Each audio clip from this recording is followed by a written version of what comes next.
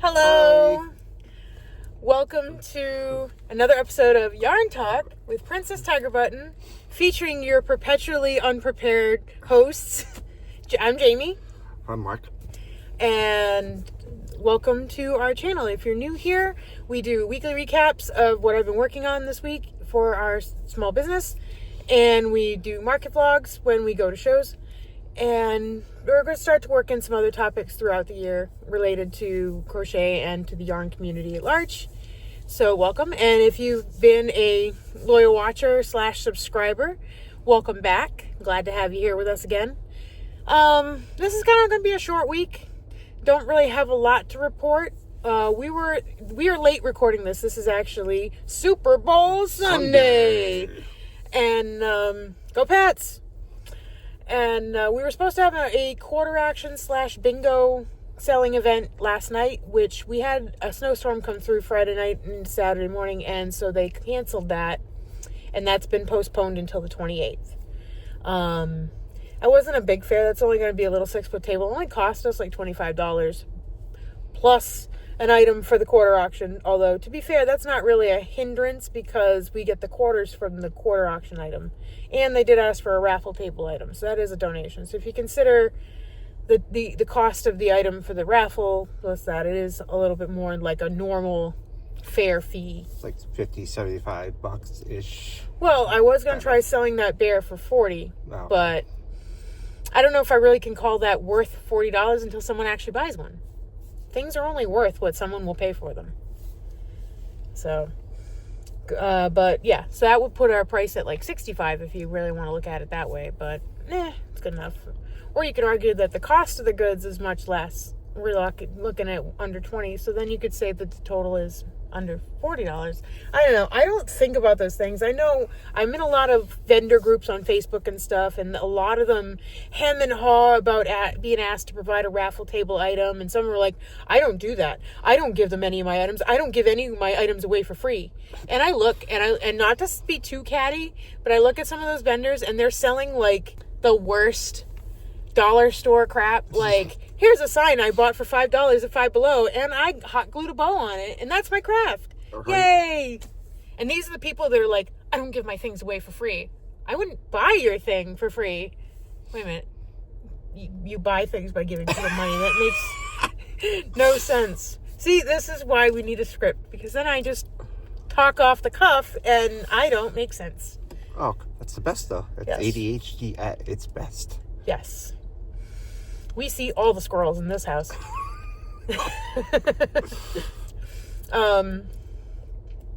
So yeah, I don't look at that way. Like I said, a lot of these people, they're like, well, I'm not going to give them an item, or I'm not going to do an event where I have to be asked to give a raffle item. Okay. Usually the only places that do that are like fundraisers. Those are a lot of small markets. And I know some people don't do any small markets like that at all. And to be fair, not all of the small markets like that we've done have been good. But I don't have a problem with that. I don't mind doing the occasional small market that's going to be raising funds for a local cause, because that's just, obviously I can write off the cost of the vendor fee. I could, in theory, write off the cost of the raffle item if I really wanted to. And I'm just donating for them to make money. And like, that's what they're there for.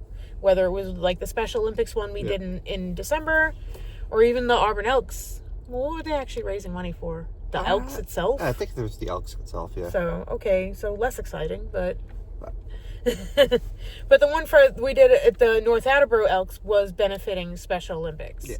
Especially the Special Olympics teams in North Attleboro, so which my son participated in. Actually, both of my sons participated in. So that's a cause that's nearer and dearer to me, and I don't mind giving them a raffle table. You know, heck, I'll even give Hunter more ornaments to sell if I have to. We started this business a few years ago. My mom had made a whole bunch of Christmas ornaments, and we went through a hiatus where we weren't selling, we weren't really doing anything with Etsy. And so in that time, she had given Hunter, the son of the coordinator for our Special Olympics bowling team, he had a table at their yearly craft market, and he was selling those ornaments. And Hunter does have some disabilities, and he had a little sign up because everyone would ask, "Oh, did you make these?" And I actually had a little sign up with my mom's information on it to say that she had made and donated them. And he did pretty good. He sold quite a bit. So, I mean, if I have to, I'll make a few more ornaments for him to sell because the money's going to a good cause. And that's what I think about when I think about some of the smaller markets that we do that may not be some big 3 day fair that's going to make us a lot of profit, but I want to be able to, build community as well. Yeah. That's why I always like doing the Pride Festival in my town. I think it's really important. I live in a very conservative town in Massachusetts, if you can believe that. And so the fact that we even have a Pride Festival and that it's such a big part of our community is really important. And I've been excited to have been a participant in it pretty much since it started. So that's another near and dear to me. I don't always make a huge profit there, although we did great last year. And but I enjoy being there, and I enjoy being part of that community and giving back. So, so that's something we'll be looking forward to. I was going to talk about this after going through some of the other stuff we have to show, but we can talk about it here. I think at this point in the year, we finalized all of our big events. Yeah. We're going to be doing Western Mass Con at the end of April. Hopefully. I say that because it's a first annual convention. It's 2 days. We're in the Artist Alley. We were probably one of the first people to sign up. But if you look at their social media, there's like hardly anything in there. They only have like 6 or 7 voice actors booked in. They don't have any panels set. They're still looking for vendor tables. So I'm not holding out a lot of hope that I'm actually kind of scared that we're going to walk into that ballroom and it's going to be dead. Either not a lot of tables or that nobody's going to be coming. And yeah, we'll start doing more on our social media to promote when the time gets closer. But if you're going to have an event of that magnitude, you cannot just put that on the vendors to do the advertising. Right. They're going to have to, and that's just it. I haven't seen any ads, and we're looking at being 2.5 months away. That's not a lot of time when you think about it. That's going to go fast, especially when we're going to have some other markets and everything in between, and that's going to go quick. And then right after that, in June, beginning of June, we're going to be doing Rhode Island Anime Con, and that's going to be another 2 days, I think. I thought it was 3, or maybe it is 2. I can't remember if it's 2 or 3, but either way, that is much more well established. That's going to be big. I think that one's going to be fun because we are in the Artist Alley for that. I can't wait for So that's going to be really fun. I'm going to have to look into, I don't even know where to start in terms of finding out how people do like the ribbon events. I've seen a lot of things in other people's Artist Alley vlogs talking about like stamp rallies or ribbon events that allow you to do things at different booths to collect ribbons. And I guess it seems to be something that a lot of people like doing. I wouldn't know the first thing about how to get involved, who to get involved with, how to do that. Where do I get my ribbons? How do I get them printed? Be the first time I've heard of it. I'm going to have to find like a Reddit or someone that I can reach out to and see because I would definitely want to be participating in that or a stamp rally or something. Because if anything, it would get people to come visit us at our booth, whether it's to get a ribbon or to get a stamp or something. Because a lot of them will be things like go to this booth and make a purchase and get a stamp, or go to that booth and make a purchase and get a stamp. And when you fill out that thing, you get a prize. From completing all the things, but the step involves you making a purchase, so it does. And we could do things, and I guess people do different things for ribbons too. Like you could give them a ribbon for following you on YouTube or making a certain purchase threshold or whatever. And it seems like people like doing these things and like collecting them, so I don't think it's too tacky. Well, I think them do scavenger hunts, kind of at like even something like that. Something that would invite people to come see us. And have something worthwhile for doing so. And especially where we don't have a following enough that people are going to be looking for us at AnimeCon. At least this year. Who knows? Maybe we'll make such a splash. They'll be so excited to see us. And then after that, in July, we have the Foodie Fest that we just signed up for. Yeah. That's going to be 3 days. And that's going to be a lot, I think. It is. And then we have Rhode Island Comic-Con in November. And that's 3 days. And that is very well established. We're talking, 40-something annual? Yeah. Like, that is definitely a big, huge event that people come from all over for. And so, as far as our big events and our big, things we need to be prepped for, we've got that settled. But I'm learning, I'm going to be honest with you right now. The business is broke. Especially where we didn't make much at Mud of the Brain, and then we didn't have our event this weekend. So I don't have, and Etsy sales have been nothing. I'm a little envious of all these people that are in my craft groups that are like, oh, I'm working on this order and I'm working on that order, and I can't even get views on our Etsy page. Please look at our Etsy page. Buy my stuff. It is disheartening to watch everybody else sell the same stuff and get sales, and we're making, well, I think it's a little better quality sometimes. Yeah. And no one even looks.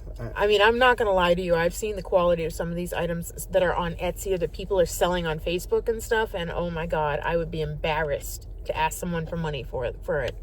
Like, I don't want to sound gatekeepy. No, and I know compared to a lot of the, I watch a lot of these creators and watch a lot of these blogs, and they're people that's either learned crochet during the pandemic or they're just starting this year and they're already selling. And I think, I don't know, I don't want to sound gatekeepy and be like, you shouldn't sell your stuff when you're just starting out, but you shouldn't sell your stuff when you're just starting out.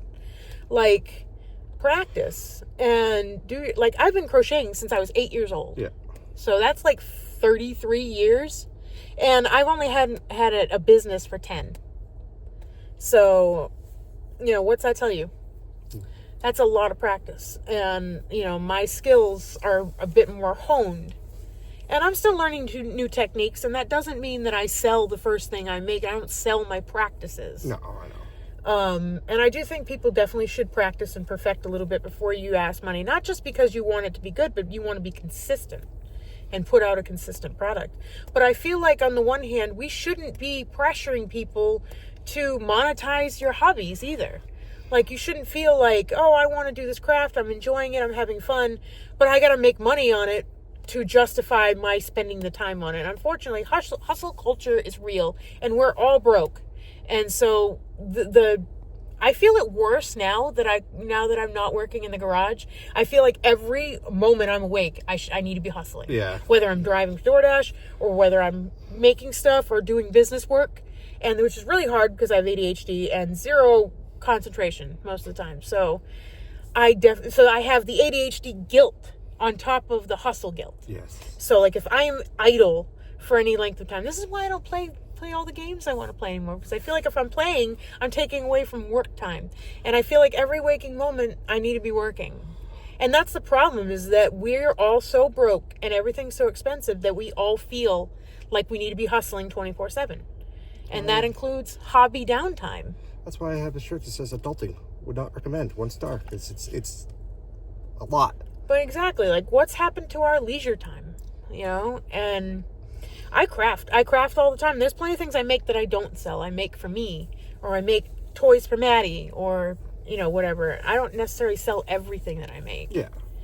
But I craft because I enjoy crafting, and I don't want to lose that. The quickest way to hate a hobby is to monetize it. But so far, I'm lucky that hasn't happened, and I need it to not happen, because this is right now my livelihood. This is my main hustle. But it's tough to find a balance between work and hobby, especially being self-employed. We'll see how these other ones play out, and hopefully it goes gangbusters for us. Well, that kind of brings me back to the point that I was going to make, is that we have all of these big events, and yes, I have to prep for these big events. I have to make things. Excuse me, I need to take a sip of my drink. Is this video brought to you by Rise Kool-Aid flavor. It tastes just like grape Kool-Aid and is 0 sugar. I just bought this today because it is really tough to find good grape flavor tasting things that don't taste awful. Can we self-sponsor, or do we have to cut this? I don't know. I don't think we have to do anything. Like, they're not going to watch this video. It is not a paid promotion, guys. Not a paid promotion. But to make my point is that I feel that now that we have our big events slated out, I do need to look into filling some of these other weekends. I think I'm going to find myself having to do more event weekends than not event weekends. I get it. You got to make money somehow. Exactly. And it there may be weekends where you've got to do stuff with the kids and whatnot, or you have other things going on with your family. And I may have to do them alone, and that's fine. We've kind of, streamlined our setup a little bit, so where if I have to do that, I can. Although I always enjoy having you with me and having somebody in the booth with me. It always is better for a lot of reasons. But I think it is just going to be one of those things, if I want this business versus DoorDash to make me money and be able to get to a point where I can pay my bills with my crochet business, I'm going to have to do more events. Either that, or I really need Etsy to pop off, or whatever online platform. That's the other thing. I think they're going to go hand in hand. If we're at a place and we're handing out business cards and people like our product, they're more bound to go to Etsy to buy the product or recommend that, hey, I got this here and there. And see, this is where the other thing is that Etsy's getting kind of a bad rap. The fees are high.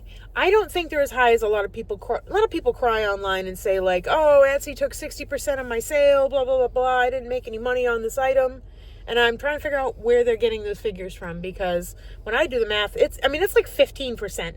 Like, it's not a small, insignificant amount, but it's not 60%. It's not, I'm still profiting on a sale on Etsy. But at the same time, it does cost you to list. They do take a piece out of when you sell something, and that includes out of the shipping that they pay too. That is kind of messed up that way. That like they take their fee, they like here's the item price, here's the shipping price, and they take their fee out of the whole pie, which is, I think, kind of messed up, but it's whatever. So on the one hand, Etsy, unless you pay for ads, Etsy doesn't do a ton of advertising for you. Occasionally they'll have opportunities, like say like during Cyber Week and stuff, where they said, oh, well, if you offer 25% or more sale during that week and you offer free shipping over $35, we may feature you in our Cyber Week ads. I don't know if I got featured anywhere, because I sure as hell didn't really get any sales out of it. And I did run that sale that weekend, and I paid for ads during that week. I didn't spend a lot. I only spent like up to $5 a day, and so maybe that I didn't spend enough. But we were getting clicks and views, but it wasn't turning into sales. So to me, it wasn't worth putting any more money into it than I did. And that's kind of the double-edged sword of Etsy. On the one hand, when you see something cool handmade and you say, oh, where'd you get that? They say, oh, I got it on Etsy. A lot of people don't always remember what shop on Etsy they got it from. So they're going to say, okay, crochet cat plushie. And they're going to search that on Etsy, and there's going to be 1,700 shops selling you a crochet cat plushie.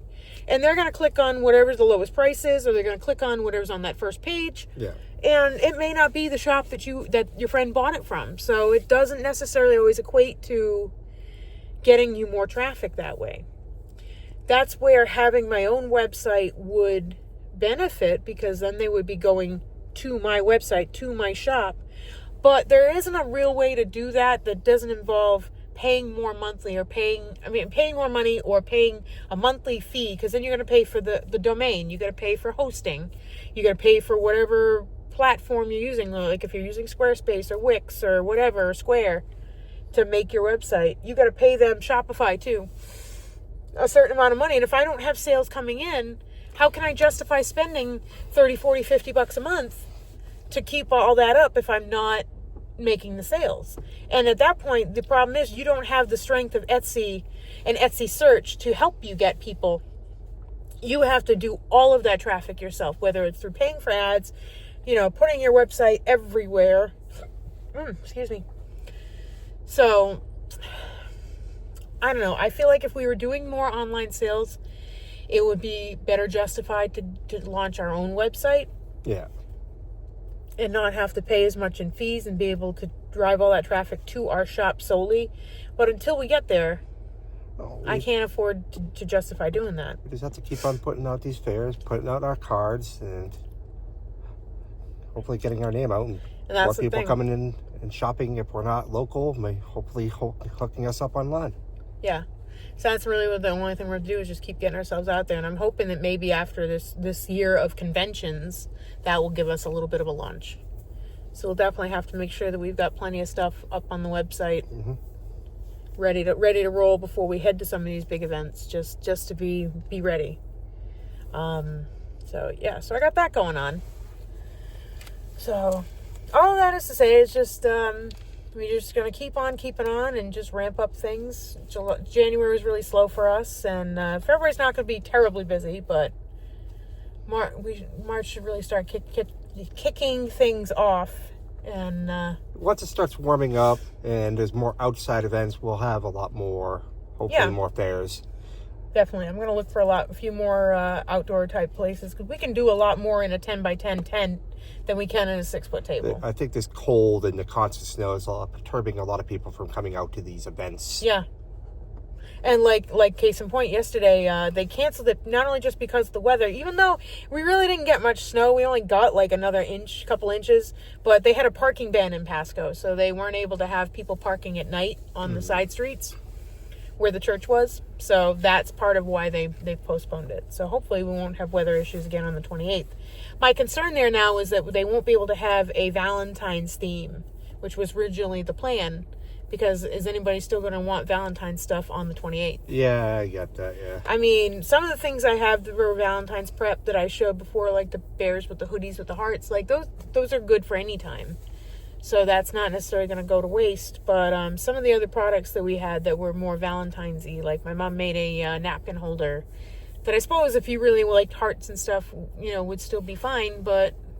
As long as it doesn't say Happy Valentine's Day on it. No, it doesn't. But it's definitely like red, pink, and white hearts. And so it's kind of obvious. As long as it can be anything if people like those colors. Yeah. But we'll put that up on Etsy too. So that somebody wants it or wants to stock up for next year, they can do that. But I'm going to start looking towards some Eastery things. Easter is April 5th. So we got about a month and a half from that. And we will have... the card show next weekend. Yep. And we'll be able to bring Valentine's-y stuff for that. And then we'll have the quarter auction on the 28th. And then we'll have another fair at the mall on the 21st of March. And that'll definitely be like a spring theme. Oh, right. Yeah. Okay. I may look later today or something to see if we can do anything in the beginning of March. Because that's not till the 21st. So we have the first couple of weekends open. I know there's another card show on the 14th and 15th.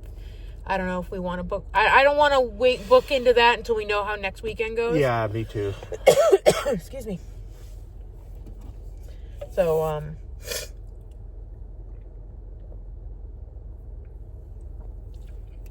it is very dry in here. So I want to see how the next weekend goes before I book for more card shows. But, I think we've waffled on enough about what's going on and what we're up to. So let's get into what I have to show you today. I have a yarn haul. Woo, yay, yarn haul. Herrschners had yet another free shipping sale. And so this time around I took advantage of it and picked up a few things to do some fun stuff with. I got this skein, a Bernat baby blanket in lemon lime. There's a really bright yellowy green color. I'm not entirely sure. Oh my god, why is that so cold in the middle of the skein? That's weird. I'm not I don't remember what I bought this for, or if I just bought it because it was a fun bright green. Frogs, turtles. Oh yeah, I mean it could be anything. Frogs, or we could do like because that bear pattern has one that's like a frog hoodie. So I could do like a frog hoodie or something. That would be really cute. I got 2 skeins of this. They were on sale.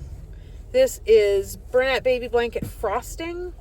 As you can see, it's kind of this is actually a lot more orangey red than it looked like in the picture. So I'm not sure what I was thinking when I bought this. I don't know if it was for cats, but I don't know if that's going to make a good cat. So I haven't figured out what I'm going to do with that. But now I have 2 skeins of it. We will figure out something. Maybe I will make a bear with this. Make this like the fur color or something. And I got a skein of this. This is Bernat Baby Blanket in Tabby. As you can see, there's like a whole bunch of different colors in here. It's almost like, it's not really like a really dark brown. It's almost bluish. There's no actual blue in it though, but it's some different browns, a little bit of reddish brown. I think this is, I bought this specifically to try and make a loaf cat with it, because I thought that, I mean, it says Tabby, so like that definitely has cats all over it. But I really won't know until I actually work it up. So, but I saw Katie, the Celestial Homebody, just made some stuff with this, and it looked really good, so I was super excited to be able to try it for myself. I have 3 skeins of this. This is Big Twist Plush. This is what we use to make our traffic cones out of. And they had it on in a 3-pack on sale. So I got 3 skeins of it for traffic cones. But I'm going to try making a really big traffic cone. I thought that would be a nice big project that I could sell for a little more money. That someone might want a big squishy traffic cone. And I got this skein of Burnett Blanket Speckle in Dapple Shadow. As you can see, it's kind of like a gray speckle. I've made like a cookies and cream cat out of this, and this was like $6 compared to the normal like $14.99. So I couldn't pass it up. So I definitely wanted to get another skein in my stash to make more cats with. And I picked up a skein of Burnett Baby Blanket in Blue Jean Dot. I got the purple one, which was the Pixie Dot, and I made a dinosaur out of it, and an octopus, and some turtles. And so I thought that this would be cute to make some of those same things with maybe another octopus and a turtle or whatever. Or a bear hoodie or something. A dino. So I could do a lot of fun things with this. I liked picking up fun thing. That was the whole haul? That's it. That was the whole haul. So Mark's going to put those back in the box. So yeah. A lot of people ask, like, where are we getting yarn now that Joann's is closed? Boy, do I miss Joann's. She was really the best. Joann's just always seemed to have what I need. And they always had it in stock. It had a great price. And unfortunately, I suppose the constant discounts and coupons and everything are why they went out. But, well, it wasn't all of why they went out. There are plenty of videos on the history of Joann's and leverage buyouts and private equity as to why they're out of business. But it was just a shame because they were really accessible, easy to work with. Even for having like a bulk discount for having a business was great. Michael's does it too, but the discount really isn't all that much. But so my second place that I look for things outside of Michael's is really my only option. Well, I shouldn't say that. Michael's is my main option if I want to just go into a store and pick up yarn. I do have Hobby Lobby. I haven't gone in there for anything yet. And I'm not going to go into like the politics of why I don't want to shop at Hobby Lobby. But I also recognize that for a lot of people, that is their only store option. And if that's where you have to shop, then that's where you have to shop. And a lot of people tell me they actually have some really good discounts in there from time to time. So I may have to try out their plushie. They have their own house brands more than selling national brands. So maybe I'll have to try out their plush yarn or something sometime soon. I can braid the store for you. We can check it out if we have to. But like I said, that's our only real options for buying in person. Other than that, we're shopping online, and that's been kind of a mixed bag. Herrschners is like my next go-to, and they ship really quick, and they have a lot of the blanket yarn that I like. So, and they do periodic sales. They do periodic free shipping. They do offer a they call it their Smart Savings Club or something close to that. And it was like $25 for the year, and that gives us a blanket 10% off of everything. And we get free priority handling, which means that our order gets packed and shipped within 1 business day. So that definitely speeds up the process and has been well worth the $25. Yeah, that seems worth it. Well, otherwise priority handling is usually like $4 or $5 on its own. So I try to time it so that I'm getting free shipping and getting the discounts. I look for sales. I know what colors and brands I use regularly. The same thing with Yarnspirations. Yarnspirations is the manufacturer of Burnett and Lily Sugar and Cream and stuff like that. And sometimes they do some really good sales on their products. But the shipping takes longer. And I don't know, every time I order from Yarnspirations, there's always a fiasco. I don't know if it's just because I'm ordering things that are on sale and everybody's trying to get the same things on sale, but a lot of times there'll be stuff that's out of stock and they just take it off the order and I don't receive it. And twice now I've received an item that I didn't ask for. One time it was a ball of Burnett Forever fleece, and I don't know what I'm going to do with that because I don't use the fleece, and it's like that blanket I have that like it makes my hands feel like microfiber and I can't touch it. So I don't know what I'm going to do with that. Probably just make a couple of hats and give it away. And the last time they gave me a jumbo skein of Red Heart Super Saber in Hunter Green. We're talking like jumbo skein. It's so much yarn. But I didn't ask for this. So yes, and they tell you to keep it. You don't have to ship it back. But it's just that, like, I would have rather had the stuff I was paying for. So, that's been hit or miss. I haven't tried anywhere else. I know I haven't tried some of the other brands that a lot of the other creators like Elise Voluto and stuff like that. I'm kind of gun shy on it now because of the cost. Where a lot of these yarns are made outside of the U.S. and are subject to some pretty hefty tariffs. And that's really driven up the cost of materials a lot. So I'm less likely to want to gamble on something I've never tried when I have to pay so much more money. So I try to stick with what's been my go-tos. But we get yarn where we can find it. And like I said, like I had in a previous video, we found yarn at Office Supply. Yeah, that is random. And it was on sale. So I mean, I look at stuff like that too. I mean, like my white and vintage white and coal black, Walmart is still going to be the cheapest price for that. $9.99, sometimes less. So it's just, that's what you have to do, is you just have to look at several different places these days. All right, so anyway, so yarn haul done. And so I don't have a whole lot of things to show for my this week's makes. It's mostly cats. I really needed to start building up our stock of cats. And we didn't have much going on last weekend, and so I went to Marc's house and I brought a whole bin of yarn and made some cats. And I've worked on some more cats during the week. So we have cats. I've pretty much at this point made all of the original designs I started with and had sold out of. And at this point, it'll just be remaking more and just having multiples ready to go. We're going to need all the multiples. Oh, I know it. So Never first hurts to have a backstop. We have a pink cat. I know, it's one of the few ones I make that's not a realistic looking cat. I originally made a pink cat like this for my niece Maddie. And she wasn't interested in it. Maybe she'd be more interested now that she's a little older, but at the time she wasn't interested in the pink cat. She liked the cats, but when given the choice, she would keep stealing a tuxedo cat. And so I gave her a tuxedo cat. And obviously I had made one with embroidered eyes, so she didn't have to have, a risk of safety eyes. And she likes that a lot more. And I did end up bringing my first pink cat to market, and it did sell.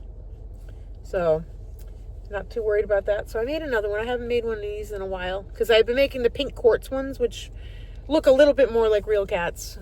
And those sell well, too. So, I got a little gray guy. His little eyebrows. I don't know. I've been trying to mix and match a little bit on the faces. I don't want to do the same face for every single one, but there's only so many expressions you can make.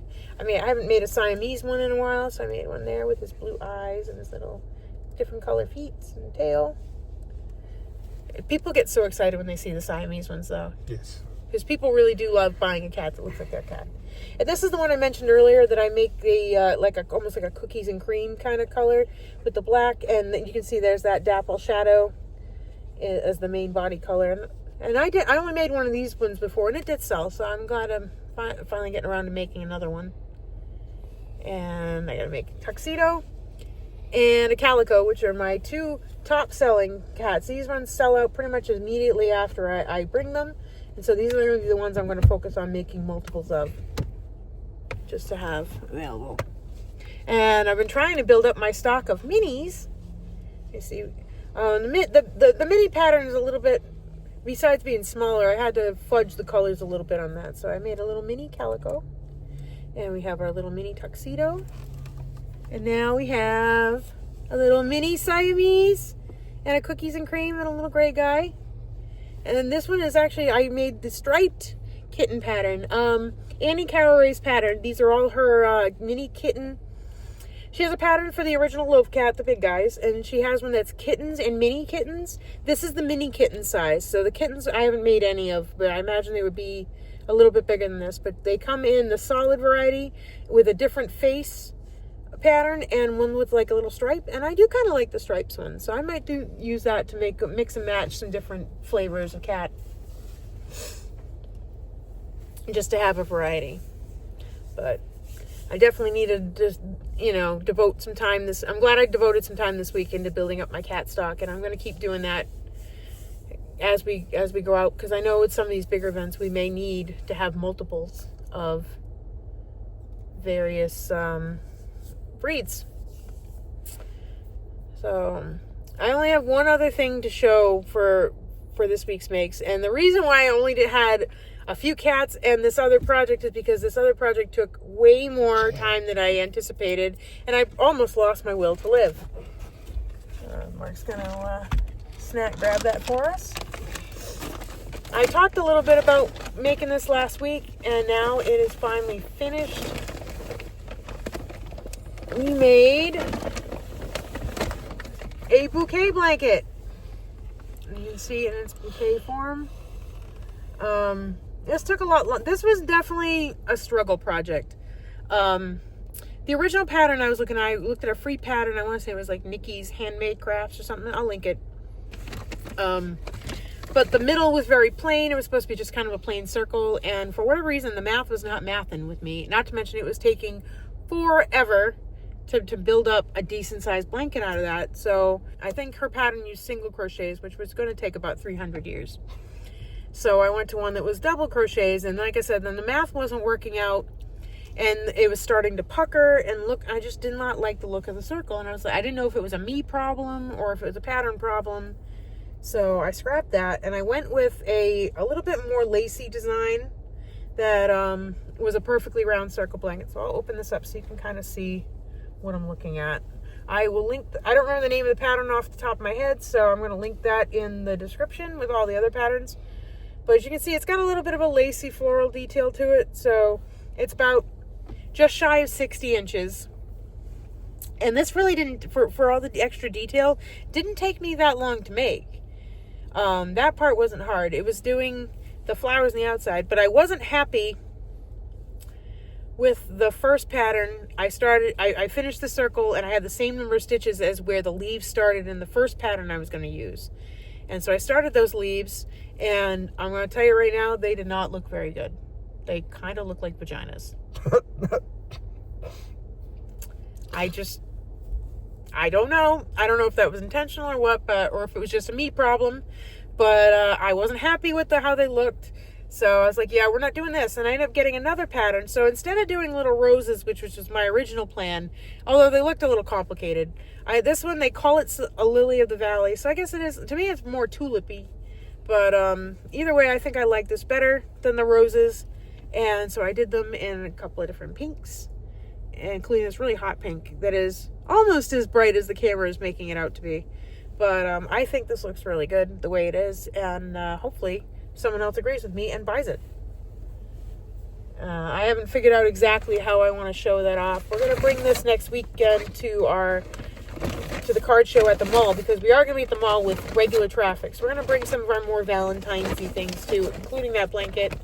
If it doesn't sell for Valentine's, at least it'll have some appeal, maybe for Mother's Day, springtime, that sort of thing. Part of me wants to make more. I know it sounds like insanity. I kind of want to do, but now that I've done like a different design for the middle instead of a plain round blanket, I want to keep doing different designs for the middles. Like, I kind of want to do a gothy one and do like maybe like a star-shaped blanket in like a dark gray, and do like black flowers and burgundy and dark purple. That'd be nice. I know. And see if that has any appeal. I thought about doing one in green with like sunflowers.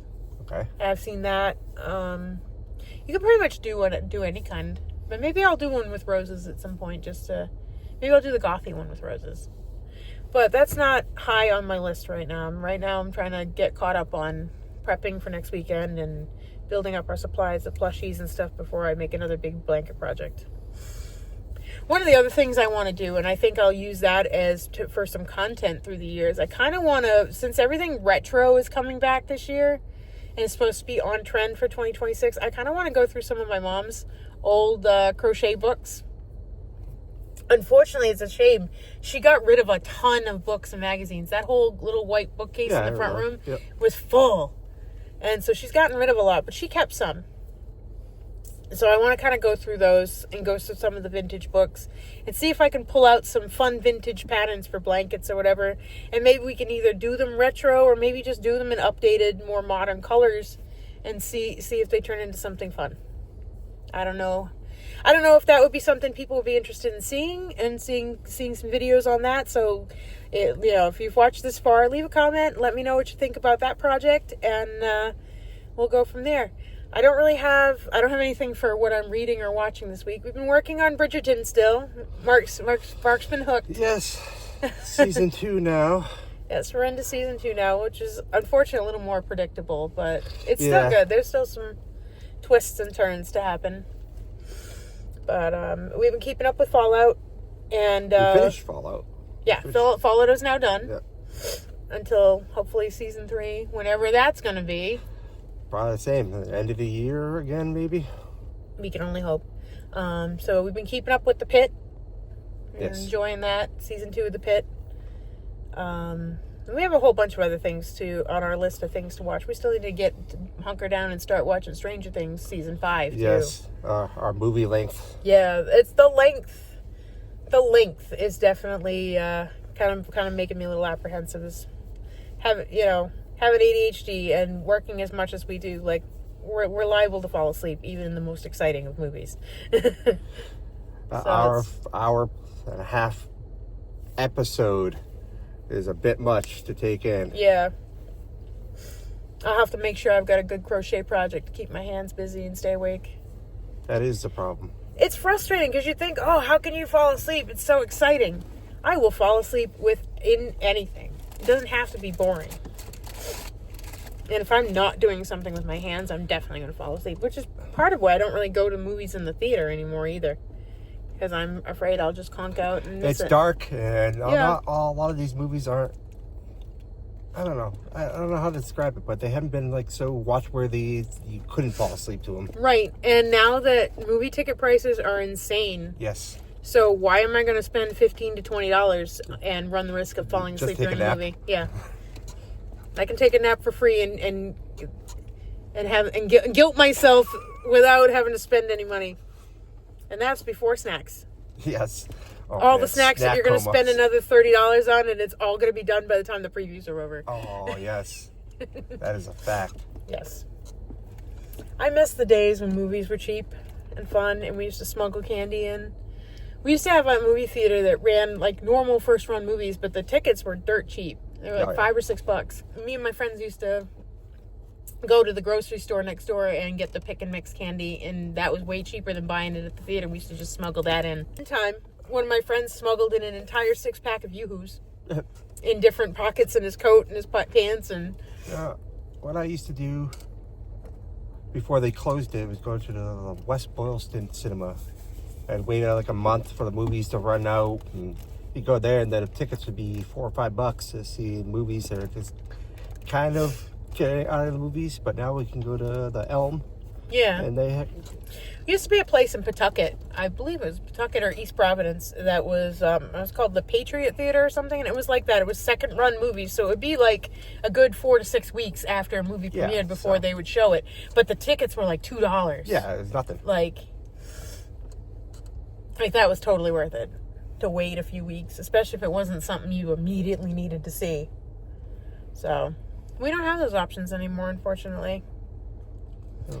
It's a shame. Like movie going used to be a lot of fun, and now I feel like it's just. I mean, I'm sure it's still fun. The last time we went to a movie was fun, but like it's expensive. It's too very damn expensive. Fun. $15 to $16 a pop, plus all the snacks, popcorn, whatever you need to buy. Yes, it's just getting to be too much. It's a shame because I really would have liked to have enjoyed more of that with the kids and been able to take them to more movies. You know what? My parents didn't really take us to movies like ever. You know the last movie? I only remember 2. My dad took me to see Backdraft. Oh boy. Yes, my dad was a firefighter for 35 years. And naturally, of course, we went to see Backdraft in the theaters, which was a movie from 1992. A great movie, by the way, but a firefighting movie nonetheless. I was like 8. And I've rewatched it since then, and like I totally did not understand the plot of that movie when he took me. As an adult, like I it hits different now that I understand fully the plot of the movie, and it is really good if you're ever looking for an oldie but a goodie. And what else do I remember going to see? D2, The Mighty Ducks. Oh boy. In the theaters. And that was like and I remember, my parents took me when I was little, before my sisters were born. We saw The Rescuers. Oh, yes. That's a good one, too. And I had to figure that out because The Rescuers came out in the 70s, but I guess for their 10th anniversary, they had put it back in the theaters. So I had to have been in 87. So I was like, maybe not even 4 yet.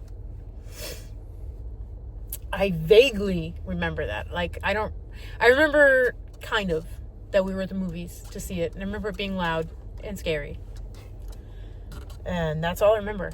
I don't actually really remember watching the movie there. That's kind of on the fringes of my memory. I don't really have much memory beyond like 3.5. And that's very few and far between. That's weird. I know some people that are like, oh, I remember all this from when I was a baby. And I'm like, really? I don't remember anything about being a baby. I wouldn't expect to. I wouldn't expect anyone to. But, I don't know. Memories are weird. And it's interesting how different people have different, like, thresholds of how far back they remember. I'm lucky if I remember what I did yesterday. Right? But yeah, we've definitely been rambling today. We really need to start thinking about actually putting an agenda together so that so that we have a plan for these videos. Leave us a comment if you think that's something we should do, or if you like the random off the cuff extra content. Yes. We gotta have it extra reels. Right? But I think we're gonna call it for now and get some snacks and get ready to watch the big game. Go Pets! Yes. So thank you for sticking around with us for this long. If you enjoyed what you see here, like, comment, subscribe, share it with your friends. All these things help us grow and don't cost any money. So, and thank you for watching, and we'll see you in the next one. Bye! Bye-bye.